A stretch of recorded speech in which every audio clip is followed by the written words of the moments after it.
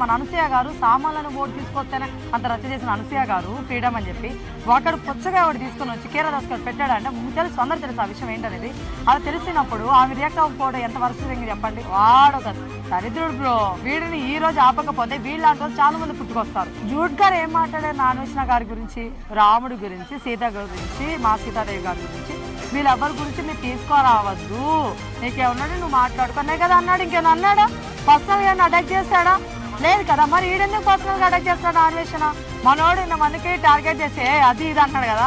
ఆయన నిజంగా దమ్ము ధైర్యాలు ఉండి ఇండియాకి రమ్మని జాలి ఇంకేమలేదు. పర్సనల్గా కానీ ప్రొఫెషనల్గా ఎవరు టార్గెట్ చేయబోలే. ఆయన జస్ట్ ఇండియాకి రమ్మి వచ్చేయాలమనండి ఆయన మనోడిని చాలు. నేను వచ్చాను అని చెప్పి ఒక వీడియో పెట్టమనండి చాలు, అంతే. ఒక్క వీడియో పెట్టమనండి, తర్వాత మాట్లాడుకుందాం. హాయ్ అండి.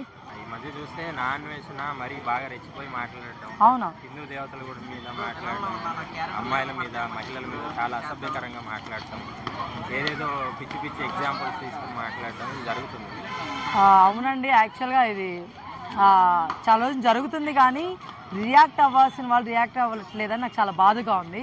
ఎందుకంటే చాలామంది రియాక్ట్ అవుతున్నారు. ఎవరైతే కొంతమంది కెమెరా ముందుకు రాని వాళ్ళు కూడా కెమెరా ముందుకు వచ్చి మన దేశం కోసం అని చెప్పి, మన పురాణాల కోసం అని చెప్పి ఫైట్ చేస్తుంటే కొంతమంది మాత్రం ఇంట్లోనే కూర్చొని ఉన్నారు. వాడు లైక్ ఎవర్రా అంటే మన అనసూయ గారు సామాన్లను ఓటు తీసుకొస్తేనే అంత రచ్చ చేసిన అనసూయ గారు ఫ్రీడమ్ అని చెప్పి ఒకడు పుచ్చగా ఒకటి తీసుకొని వచ్చి కీరదాస్ గారు పెట్టాడంటే తెలుసు, అందరూ తెలుసు ఆ విషయం ఏంటనేది.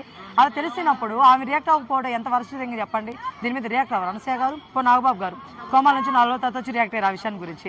మరి ఈ విషయం గురించి ఎందుకు రియాక్ట్ అవ్వలేదు? ఒక 10 days తర్వాత రియాక్ట్ అవుతారు. దీని గురించి అంత సప్పబడిపోయినాక రియాక్ట్ అవుతారు. ప్రకాష్ రాజ్ గారు మీరు ఎక్కడున్నారు? చిన్మయ్య గారు మీరు ఎక్కడున్నారు? చెప్పండి. వాడొక దరిద్రుడు బ్రో. టు బి ఫ్రాంక్గా మాట్లాడితే ఒక పెద్ద దరిద్రుడు. అర్థమవుతాయి. ఎందుకు అంటున్నానంటే ఈ మాట, సీతమ్మ రేపు అవుతున్నారని నేను చెప్పలేదాడు, అది నేను యాక్సెప్ట్ చేస్తాను. నేనే చెప్తాను కదా, అట్లా ఏం అనలేదు. కానీ సీతమ్మ గారు, ద్రౌపది గారు ఇలాంటి వాళ్ళు ఉన్న టైంలో కూడా రేపులు జరగలేదా అనేది ఫస్ట్ థింగ్ కదా. నువ్వు పెట్టుకోవడం ఏంది నీ ముందర, వాళ్ళు తీసుకురావడం ఏంటి నువ్వు చెప్పండి. పోలింగ్ క్వశ్చన్ గరికపాటి గారిని తీసుకొచ్చారు. ఇక్కడ తీసుకొచ్చినోడు నార్మల్గా మాట్లాడచ్చు కదా. చెప్పండి, ఏం బూతులు మాట్లాడాడు వాడు? కరెక్ట్ అవసరమా వాడికి? అవసరం లేదు కదా. పోనీ శివాజీ గారిని ఎంత పెద్ద మాట అన్నాడు తెలుసా? అదే మాట నాన్ వెజ్ అని అంటాం మనం, ఎవరైనా అంటాను, మనకు సంస్కారం ఒకటి అడ్డొచ్చింది. అర్థమవుతుందా? అట్లా మరి వరుసగా అయితే మాట్లాడడం మనం. అర్థమవుతుందా? ఇంత వరుసగా మాట్లాడుతుంటే ఎవరు రియాక్ట్ అవ్వకపోవడం నాకు నచ్చట్లేదు. సెలబ్రిటీలు అవ్వచ్చు, లేకపోతే కొంతమంది పెద్ద పెద్ద వ్యక్తులు అవ్వచ్చు, పొలిటీషియన్స్ అవ్వచ్చు, వాట్ ఎవర్. అర్థమవుతుందా? ఎందుకు వీళ్ళందరూ రియాక్ట్ అవ్వడం లేదు? అలాంటి ఒక నీచుడు గురించి మీరందరూ రియాక్ట్ అవ్వకపోతే ఇంకెవరి గురించి రియాక్ట్ అవుతారు మీరు? అవునా కదా. పోనీ కొంతమంది ఫాలోవర్స్ ఉన్నారు బ్రదర్, వీడికి ఇంకా సపోర్ట్ చేస్తే ఫాలోవర్స్ ఉన్నారు, వాడు మంచివాడు చేస్తున్నాడు. చెడ్డోడని మేమేం ముద్ర వేయట్లేదు. కానీ మన తిండి మనమే కదా వాడికి డబ్బులు. నిజం చెప్పాలంటే ఆల్ ఓవర్ ఇండియా చూసుకుంటే మన వాళ్ళే వాడికి ఎక్కువ వ్యూవర్షిప్ ఇస్తారు, అమౌంట్ అనేది జనరేట్ అవుతుంది, అన్నీ వాడికి మన వల్లే వచ్చినాయి. ఒకప్పుడు అడుక్కున్నాడు, నాకు సబ్స్క్రైబర్ కావాలి, నాకు ఇది కావాలి, నాకు అది కావాలని చెప్పి. ఈరోజు ఏమన్నాడు తెలుసా? ఐ డోంట్ వాంట్ సబ్స్క్రైబర్స్ అంట, నాకు అవసరం లేదు, I don't like my subscribers అంట. వచ్చినాక వీడికేం లేదు. ఇప్పుడు వాడికి ఏంటి, కోటి సంపాదించేసుకున్నాడు. ఐ డోంట్ వాంట్ అంటున్నాడు. అదే రాకముందు అనగలుగుతాడా వాడు? అన్నాడు కదా. కొన్ని సారీలు కొన్ని చెప్తున్నాడు. ఎందుకు చెప్తారు అనుకుంటున్నారు? వాడి పతనం తగ్గుతుందని అనుకున్నప్పుడు సారీ చెప్తున్నాడు. అవునా? కానీ మీరు మళ్ళీ సారీ చెప్పారు కదా అని చెప్పేసి మీరు మళ్ళీ వాడు ఛాన్స్ ఇస్తే మనకంటే ఏదో ఎవరు ఉంటారు, గొర్రెలు అయితే మనం. అర్థం, వాడికి ఛాన్స్ ఇవ్వద్దు. ఇంకో విషయం, వీడిని ఈ రోజు ఆపకపోతే వీళ్ళంటే చాలా మంది పుట్టుకొస్తారు. అర్థమవుతుందా? వీడిని ఆపితేనే ఇంకోటి పుట్టుకు రాకుండా ఉంటారు. అర్థమవుతుందా? ఇంకో విషయం, జూడ్ గారి గురించి మాట్లాడుతున్నారు. ఆయన దగ్గరికి వెళ్తున్నారు ఈ టాపిక్.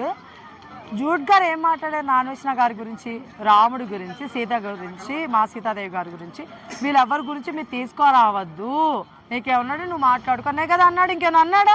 పర్సనల్గా అటాక్ చేశాడా? లేదు కదా. మరి ఈడెందుకు పర్సనల్గా అటాక్ చేస్తాడు నాగేశ్వర?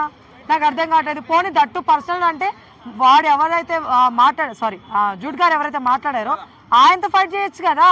అంతేగాని వాళ్ళ తమ్ముళ్ళు లాక్కొని వస్తారు మధ్యలోకి, వాళ్ళ ఫ్యామిలీని ఇంక్లూడ్ చేస్తారు. పర్సనల్గా ఎందుకు మాట్లాడుతున్నాం బ్రదర్? మీరు పర్సనల్గా అటాక్ చేయడానికి మీరు ఎవరు అసలు? అర్థమవుతుందా మీకు? నిజంగా మళ్ళీ బెదిరింపులు బ్రదర్. ఈ వీడియో కానీ డిలీట్ చేయకపోతే 2026 ఏంటో చూపిస్తాడంట. ఏం చూపిస్తావు నువ్వు? చెప్పు. మనోడు అంతగా డిసైడ్ అయిపోయినాడు. వాళ్ళ ఫ్యామిలీ నీకెందుకు, నీ సైడ్ అయితే తప్పలేదు కదా, నువ్వు పోరాడని చెప్పినట్టున్నారు జూడ్ గారికి.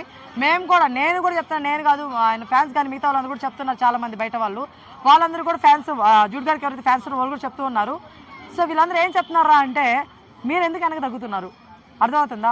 ఒక్కటే కదా పాయింట్ మీ తమ్ముడు గురించి, అంతే కదా. మీరు డిలీట్ చేస్తే మీరు వెనక తగ్గితే మేము అందరూ తగ్గినట్టే అని ఒక మాట అన్నారంట. ఆయన చెప్పారు. సో ఆయన ఎప్పుడైతే రీఅప్లోడ్ చేశారో రివెంజ్ సూపర్ అని అనిపించింది నాకైతే. చూసుకుందాం అన్వేషణ, నువ్వేంటే నేను ఎటు చూసుకున్నాను, వారు ఇప్పటి నుంచి నేను మొదలెడుతున్నాను అని చెప్పేసి అన్నారు కదా, నాకు చాలా బాగా అనిపించింది అనమాట. సో దాన్ని ప్యూర్గా ఎడిటింగ్ చేసి కూడా చెప్పారు, అది చాలా బాగా అనిపించింది నాకు జూడ్ గారు.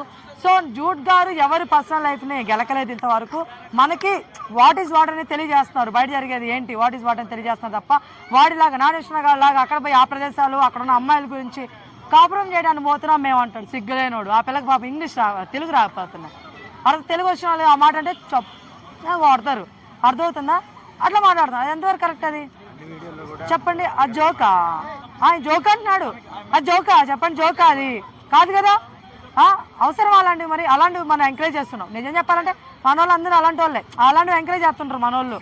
అర్థం సీరియస్గా మాట్లాడే పర్సన్ గురించి నువ్వు మాట్లాడేంత హక్కు నీకు లేదు.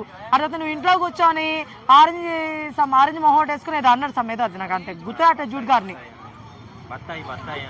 సమ్ ఏదో అన్నారు. సో అది వేసుకొని 15 వీడియోలు చెప్పా, అదే సారీ ఒక వీడియో వదిలేం కానీ పెద్ద గొప్పోడు కాదురా నువ్వు, నాలాగా ఇక్కడ తిరిగి ఎంత కష్టపడతావు చూపించన్నాడు. నువ్వు తిరుగుతున్నావు, అప్రిషియేట్ చేస్తున్నా. దేనికి తిరుగుతున్నావు, నీ ఉల్లాసం కోసం నీ ఉత్సాహం కోసం తిరుగుతూ అందులో మాకు చూపించాలనుకున్నావు తప్ప మా కోసం నువ్వు తిరగట్లా, ఇది నిజం.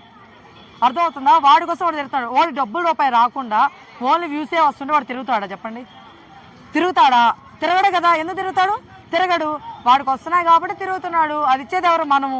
అర్థమవుతుందా, నీకు ఆయనకి పోలికేంటి, ఆయన సవ్వ ఆయనకున్న తెలివితేటలతో కూర్చున్న దగ్గరే మాట్లాడుతున్నాడు ప్రతిదీ, నీకు ఆ తెలివితేటలు నువ్వు కూర్చొనే మాట్లాడు ప్రతిదీ, అర్థమవుతుందా, అలా లేదు కదా, నీ జోనర్ ఇది ఆయన జోనర్ అయింది, నువ్వెప్పుడు ఆయన జోనర్ గురించి టచ్ చేసి పర్సనల్గా అటాక్ చేయడానికి ఏ హక్కు ఉంది నీకు. సో అది కరెక్ట్ కాదు బ్రదర్. జూడ్ గారు మీరు తగ్గద్దు, అస్సలు తగ్గద్దు చెప్తున్నాను. నేనే మీ ఫ్యాన్ అని చెప్పట్లేదు, కానీ మీ వీడియో నేను చూస్తాను. మీ వే ఆఫ్ టాకింగ్ నాకు పవన్ కళ్యాణ్ గారు లాగా అనిపిస్తుంది, అందుకని ఎక్కువ మీ వీడియో చూస్తుంటాను. దాంట్లో అసలు ఏంటన్నా ఒకసారి మొత్తం ఫుల్ వీడియో ఒకటి చూస్తే, అరే ఈయన అంత మంచిగా ఎక్స్ప్లెయిన్ చేస్తున్నారు, నిజాల్ని నిర్భయంగా చెప్తున్నారు. ప్రతి ఒక్క కేసు మనం అన్న మీడియా వాళ్ళం ఎంత కొన్ని కేసులు అవన్నీ మాట్లాడతాం కానీ అది ప్రతి ఒక్కటి చిన్న పెద్ద తేడా లేకుండా ప్రతి ఒక్క దాని గురించి ఎక్స్ప్లెయిన్ చేస్తూ ఉన్నారు ఆయన దాకా వచ్చిందని. అలాంటి మంచి వ్యక్తిని మీరు ఎందుకు ఇట్లా చేస్తున్నారు, ఇది కరెక్ట్ కాదు. ఎస్, సో అట్లాగా ఆయన భయం అండి, మనోడు ఇంతమందికి టార్గెట్ చేసి అది ఇది అంటున్నాడు కదా, ఆయన నిజంగా దమ్ము ధైర్యాలు ఉండి ఇండియాకి రమ్మని చాలు, ఇంకేం పర్లేదు. పర్సనల్గా కానీ ప్రొఫెషనల్గా ఎవరు టార్గెట్ చేయబోలే, ఆయన జస్ట్ ఇండియాకి రమ్మి వచ్చాలి మనండి ఆయన మనోడిని చాలు. నేను వచ్చాను అని చెప్పి ఒక వీడియో పెట్టమనండి చాలు, అంతే, ఒక్క వీడియో పెట్టమనండి, తర్వాత మాట్లాడుకుందాం. నేను కూడా ఏం మాట్లాడలేదు, తర్వాత మనం బంగారంగా మాట్లాడుకుందాం. ఆడాడో మూలలో కూర్చొని పోనీ మన వాళ్ళు ఆడదాకా వెళ్ళలేరా అంటే వెళ్తారు. సింగం 2 చూస్తున్నారు కదా, మన సూర్య గారు ఎట్లా వెళ్తారు అట్లా వెళ్తారు, మన సజ్జనార్ గారు వెళ్తారనమాట. తొందర పడద్దు, మీరు ఎవరు పడద్దు, మన వాళ్ళు ఎవరిని వదలరు, ఖచ్చితంగా తీసుకొస్తారు. మన ఇండియా జైలుకి వస్తే అస్సలు వదలరు, ఇదైతే నిజం చెప్తున్నాను. సో ఖచ్చితంగా ఆడికి మూడబోతుంది కాబట్టి అంతే, అందుకని మనం వాడిని ఎక్కువ వాడి గురించి మాట్లాడుకున్నా కూడా మనం ఎత్తేస్తున్నట్టుంది. నేను కూడా చెప్తున్నాను బ్రదర్, ఇప్పుడు ఆయన ఏదో చేసే అంత పెద్ద తప్పు చేశాడు నేను అనుకోవట్లేదు, మాటలు దురుసుగా మాట్లాడుతుండే, అది తగ్గించుకుంటే బాగుంటుంది. కాబట్టి తీసుకొచ్చి అందరికి క్షమాపణ చెప్పించాలి, అదవుతుంది ఇండియా మొత్తం క్షమాపణ చెప్పించాలి. గరికపాటి గారికి ఎవరి గురించి అయితే ఏమేమి మాట్లాడి అందరూ క్షమాపణ చెప్పించాలి.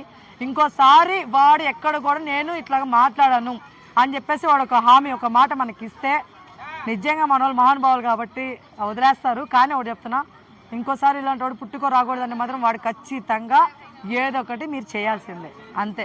అలా అని చెప్పి చంపేయడాలు ఇట్లాంటివి వద్దు, ఓకేనా, అది కొంచెం ఆలోచించండి అంతే. ఎస్.